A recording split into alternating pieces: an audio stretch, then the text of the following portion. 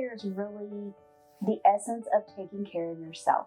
It doesn't necessarily mean something that you are forced to do or something that you are doing kind of out of habit, such as like taking a shower or eating, but it's something more that you want to do that gives you a sense of peace and relaxation.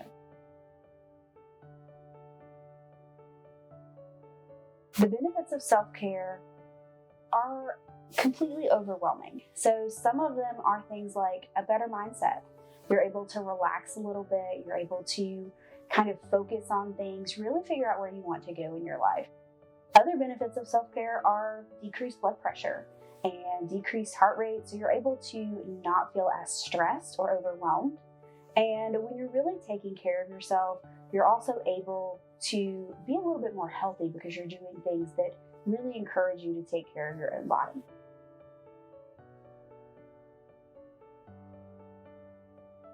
If you do any research on self-care and wellness, there's like 8 huge tenets of self-care.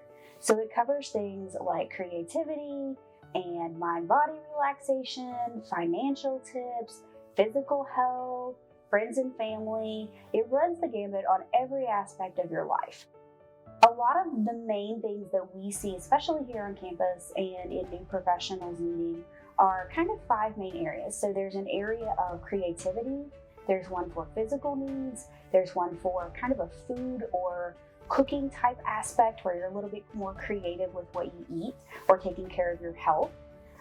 We also run into areas of being more relaxed mentally or doing something to where you're just focusing on kind of brain work or what's going on in your head. And then you also have ones to where you're using technology more appropriately, and so it's not as overwhelming if you're sitting in front of a computer all day or if you're on your phone all day for work.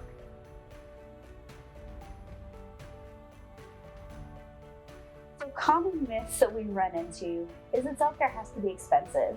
You see people all the time talking about self-care where they had a day at the spa, or they went out and purchased all these new things that they liked, or they went out and maybe even expensive things like getting their nails done, getting their hair done, buying a new suit. And that's one of the biggest myths about self-care is that it doesn't have to be expensive. If it's something that you find joy in, it can actually be free. Another huge myth that we run into is that it has to be very time consuming. A lot of people feel like, well, if I'm going to take care of myself, I have to block off a whole day or a whole week. And you really don't have to do that. You can actually take care of yourself and change your mindset and feel much better by just giving yourself 10 minutes a day. And it doesn't have to be 10 minutes that you are completely silent, not doing anything else, but it's 10 minutes to where you're more focused on something that brings you joy. So for example, with that, 10 minutes, maybe the 10 minutes that you're in a shower, that you're listening to a podcast that you really like. It could be a 10-minute drive to work to where you're jamming to the radio to some of your favorite songs. Again, it doesn't have to be expensive and it doesn't have to take a lot of time.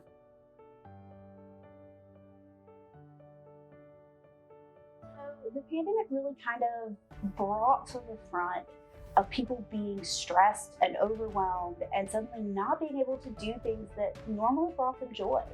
A lot of people struggled with not getting out to talk to other people, not getting out to go to social events, or to just do everyday tasks because they were used to being around a crowd. So some of the things that came out of the pandemic was more of an inflection or introspective type form of self-care, meaning that you really looked at things that you could do on your own to take care of yourself. Some of that was going on hikes by yourself, reading books. There's been a huge surge in people blogging and cooking and doing podcasts, learning new crafts, all because they suddenly had to slow down and focus on just what they could do within their means at that time. Again, not expensive, but again, they really were able to focus on things that brought them joy and not something that they felt that they had to do.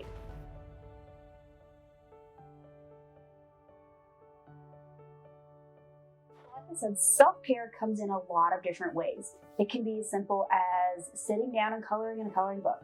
It can be journaling your thoughts. It can be taking a cooking class. It can be just taking a walk, listening to music that you really like, maybe giving yourself 10-15 minutes to indulge in that kind of quote unquote guilty pleasure, maybe playing a video game, maybe, splurging on the good chocolate at the grocery store. Self-care, again, does not have to be super expensive. And if you're ever like, I really am not sure what I like, try something new. If you're ever sure or going in a direction and you're like, well, I kind of like this, but nobody else really likes it, that's okay. You're perfectly okay with doing something that brings you joy that makes no sense to anyone else.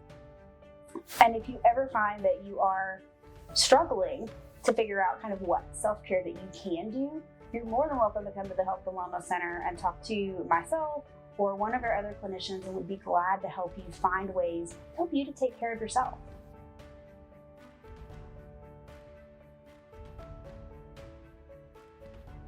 Self-care guilt is a big thing. So often we're told that we should be on the go all the time. We should be looking after other people. We should be taking care of somewhere else or doing something all the time.